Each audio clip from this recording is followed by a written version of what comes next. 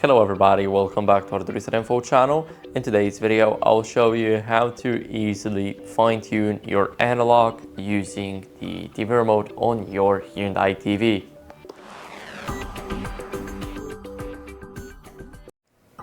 So let's head over to the settings first.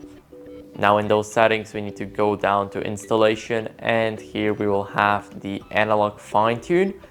Basically, after you click OK on your TV remote, you should be redirected to the other settings to actually fine-tune the analog, but I cannot do that because I'm not connected to anything and my channel list is empty.